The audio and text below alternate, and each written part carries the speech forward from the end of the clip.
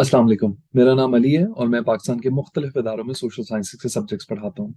आज हम पार्लियामेंट के अंदर एक कानून कैसे पास किया जाता है और वो क्या नेसेसरी स्टेप्स हैं जो कि हर कानून को पास करने के लिए लिए जाते हैं पाकिस्तान की मजलिस शूरा के अंदर, जिसको हम नेशनल असम्बली भी कहते हैं। तो आइए जानते हैं कि व्हाट आर दो स्टेप्स जो बहुत ज़रूरी हैं, इवन प्री रिक्विजिट्स हैं in order for us to make a bill and pass it into the parliament of Pakistan.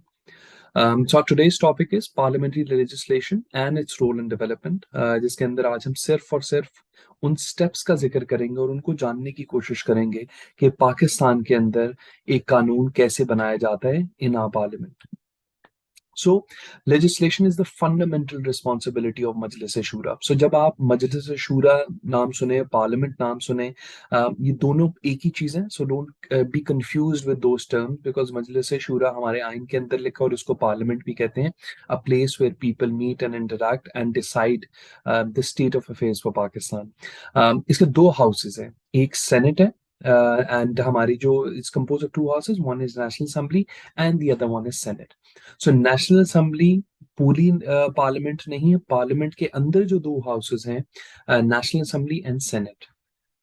So legislation can be initiated by introduction of a bill in either house of the parliament। क्या वो कभी senate के अंदर से भी आगाज हो सकता है और नेशनल असेंबली के अंदर भी उसका आगाज हो सकता है, except for financial bill. Financial bill से मुराद ये कि कोई भी ऐसा बिल जिसके अंदर आपने कोई फाइनेंशियल अप्रूवल लेना हो या कानूनी पेचीदगियों डिस्कस करनी हो किसी रिलेटेड टू फाइनेंस, वो सिर्फ नेशनल असेंबली में आगाज किया जा सकता है। लेकिन उसके अलावा हर किस्म का बिल, वो सेनेट से भी उसका आगाज हो सकता है और उसका नेशनल असेंबली से भी आगाज हो सकता है।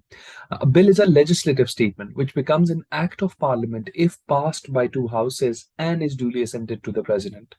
So अब इसके अंदर कुछ टाइप्स ऑफ बिल भी हैं। तो जब हम बात करें कि लेजिस्लेशन किस तरह की हो सकती है, किस किस्म की लेजिस्लेशन हो सकती है, उसको भी जानना बहुत जरूरी है।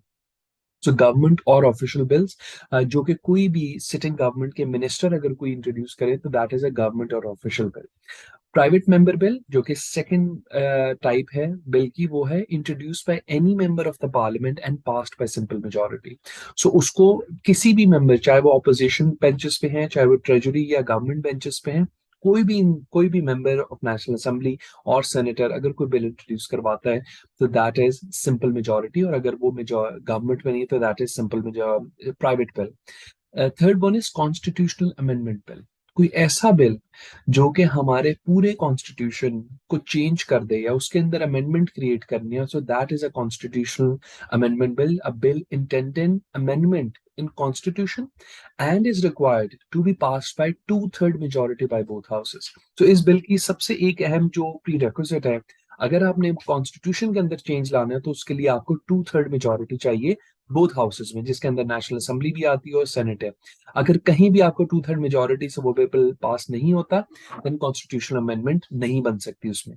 Financial bill, it deals with matters of revenue and expenditure जो कि हुकूमत पाकिस्तान करता है। It can only be introduced in National Assembly, जैसे मैंने आपको पहले भी जिक्र किया, and if passed, then it is to be sent to Senate within 7 days। Moreover, it is a prerogative of National Assembly to pass it with or without incorporating the recommendation of Senate। सिर्फ financial bill के अंदर एक regulation है जिसके अंदर आप senate का approval होना ना होना एक ही बात है, लेकिन अगर इसके अलावा कोई भी बिल हो, किसी भी किस्म का बिल हो, उसके लिए आपको सेनेट से अप्रूवल लेना प्री रेक्विजिट और जरूरी है। उसके अलावा आपका बिल पास हो ही नहीं सकता इन नेशनल असेंबली ऑफ पाकिस्तान। अब मैं स्टेप बाय स्टेप आपको दिखाऊंगा कि कौन कौन से वो 12 स्टेप्स हैं जो लिए जाते हैं अगर कोई भी बिल पास होना हो पाकिस्तान में, तो उसने किस तरह किन मराहिल से और किन स्टेप से गुजरना जरूरी है। सबसे पहला स्टेप जो है, introducing a bill. So 3 copies of bill in complete form must be handed over to the secretary within 10 days notice।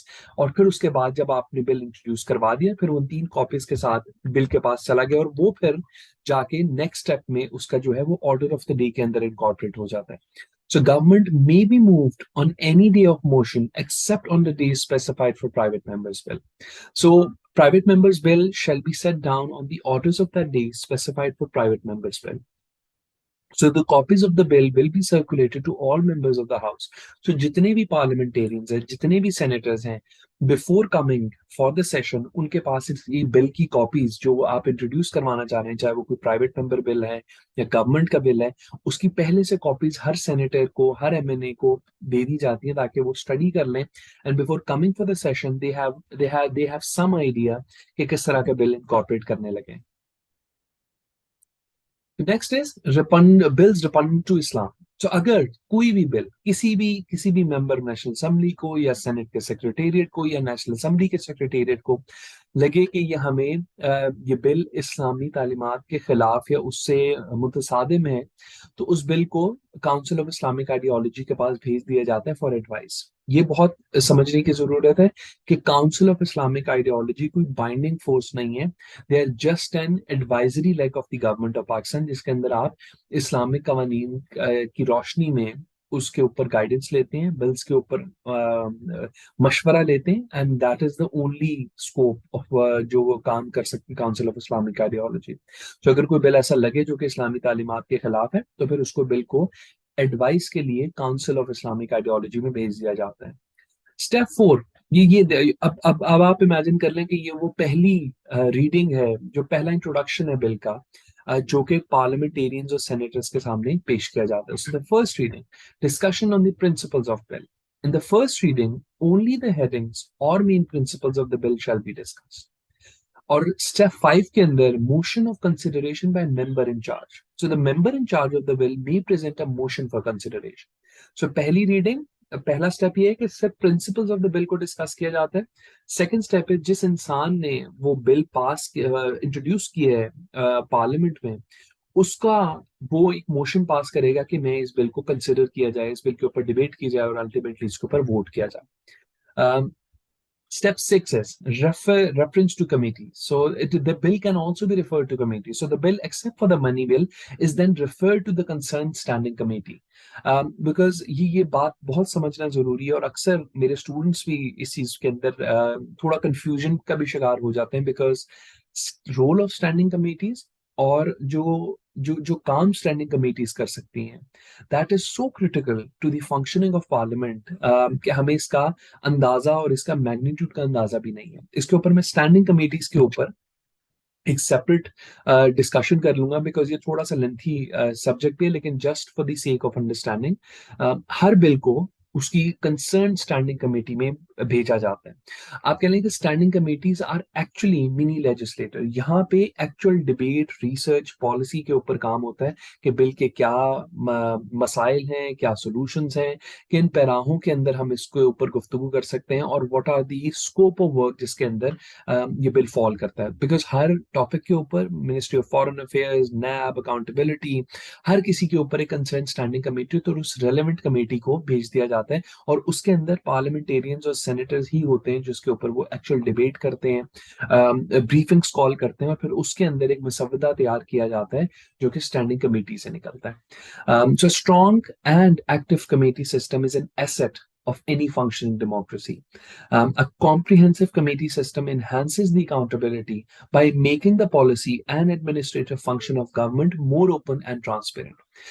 Committee all offer bhi karta hai platform to parliamentarians to understand the issues of public importance in detail, and committees investigate such public issues and bridge the gulf between parliament. In short, committees का जो मकसद है वो parliament takes better decision in light of input from committees in form of recommendation.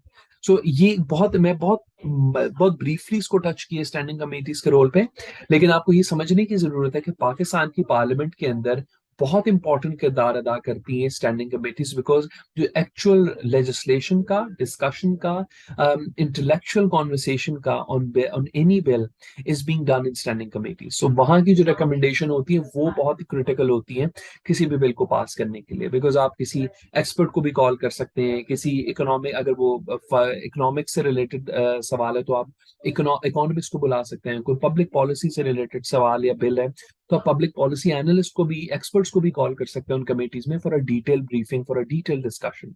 So the committee may recommend either to take the bill for consideration as a whole with some amendments, or may instruct for some making some particular or additional provision to it.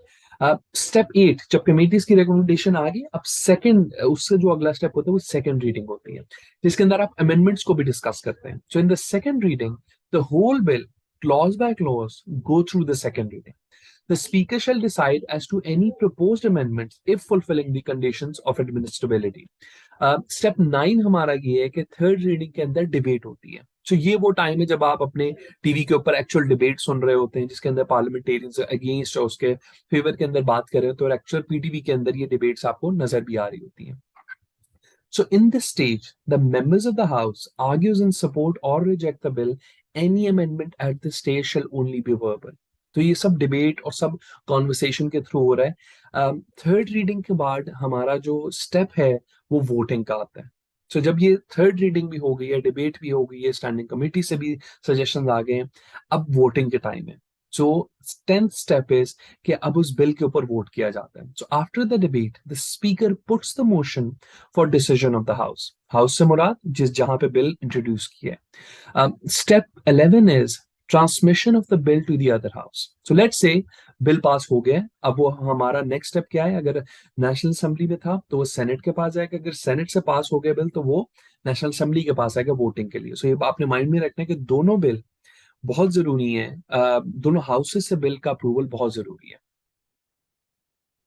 तो उसके बाद let's say कि अगर assume करते हैं कि दोनों houses ने वो बिल पास कर दिया है, अब वो चला जाता है जो आखिरी स्टेप है, presentation before the president for assent. जो फाइनल अप्रूवल है, जो फाइनल आप कह लें कि सेरेमोनियल अप्रूवल है कि पार्लियामेंट ने पास कर दिया, तो वो बिल का मुसवदा president of Pakistan के पास चला जाता है. So bill has been passed by both houses.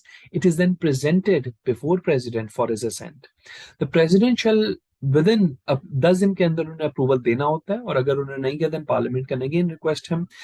अगर उनकी कोई रिकमेंडेशन है तो उसके ऊपर भी हाउस के पास दोबारा आ जाएगा कि प्रेसिडेंट ने XYZ रिकमेंडेशन दी, तो उसके ऊपर भी आर्गुमेंट हो, उसके ऊपर भी डिबेट हो. So in case of a return bill once again the whole procedure discussable shall be repeated again.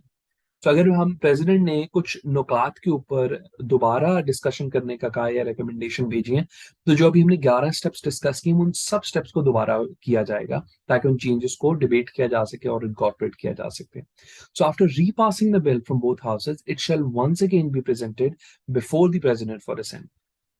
This time President is bound to give his assent to the bill within 10 days. However, if the President fails to give his assent, so on the expiry of the 10 days, the bill shall automatically become an act of parliament. तो ये बहुत important है. जब मैंने आपको शुरू में बताया कि एक सेरेमोनियल अप्रूवल होता है, बिकॉज प्रेसिडेंट के पास सिर्फ एक ऑप्शन, एक अपॉर्चुनिटी होती है कि अगर उन्होंने कोई चेंजेस इनकॉर्पोरेट करनी है तो उसके अंदर कर लें. अदरवाइज जो सेकंड दफा अगर आपके पास बिल आया, तो अगर प्रेसिडेंट के अप्रूवल के बगैर भी वो ऑटोमेटिकली एक एक्ट ऑफ पार्लियामेंट बन जाएगा. उसके बाद जो आपका फाइनल स्टेप है, publication in the official gazette. After becoming an act of parliament it is to be notified by publishing in the official gazette for general information. So ये हमें बहुत जरूरी है समझना कि ये वो ऐसे 12 प्री रिक्विजिट्स हैं किसी भी कानून को, किसी भी बिल को एक्ट ऑफ पार्लियामेंट बनाने के लिए. Thank you very much. अपना ख्याल रखें.